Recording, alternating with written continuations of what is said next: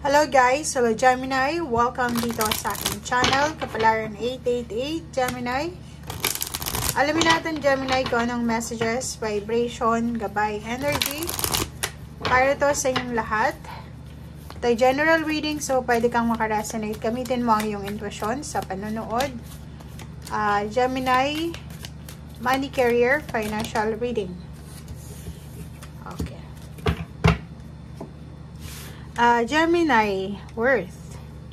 So, dito sa barahang to, sinasabi ng barahan na alam mo yung kakayahan mo, alam mo yung strength mo, alam mo yung kung ano yung pwede mong mai-contribute sa society, alam mo yung talent mo, alam mo din yung weaknesses mo, and confident ka. Confident ka, and punong-puno ka ng inspiration. Inspiration, goals, and sobrang yung confidence level mo is mataas. But, minsan, okay, minsan may mga pagkakataon sa buhay mo, Gemini, na kailangan mong humingi ng tulong. If ever man. Okay? Like, for example, sa usaping pera to, if ang tagal mo nang nag-a-apply ng trabaho tapos wala pa rin hanggang sa ngayon, ask help. 'Di ba? So, unang-unang mag-pray ka. Pray as the angels, archangels, guides, ang ating Panginoon, ang universe, na sana madinig nila kung ano yung gusto mong mangyari, ganito, ganyan. Humingi ka ng tulong, kahit alam mo na kaya mo, magaling ka, pero may mga circumstances, may mga bagay-bagay sa buhay mo na hindi mo kaya. Okay? So, tanggapin natin yun.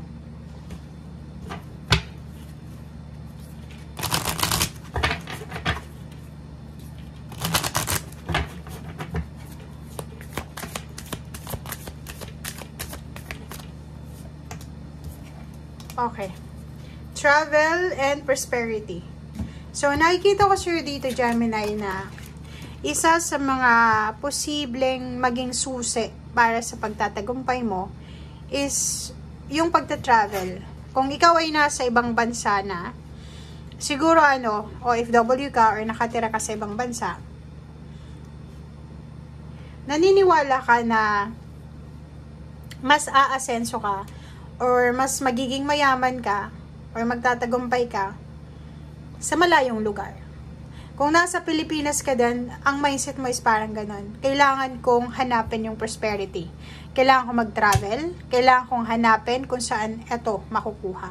Hindi ka naniniwala na sa kasalukuyan mong lugar, kung saan ka man ngayon nakatira, kung saan ka man ngayon nagtatrabaho, ay dyan ka mismo makakahanap ng prosperity. Hindi.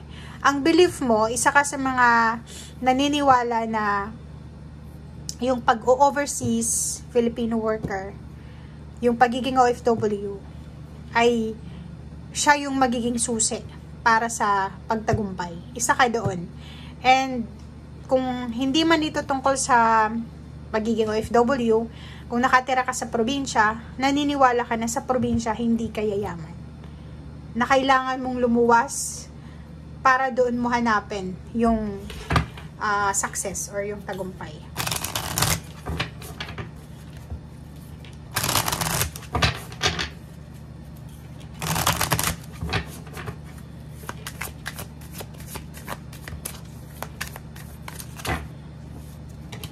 Okay. 47.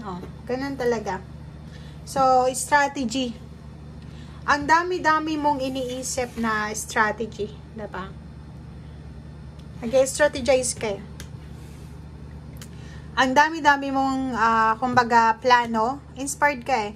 Ang dami mong plano. Nag-strategize ka kung ano yung mga next move mo, next step.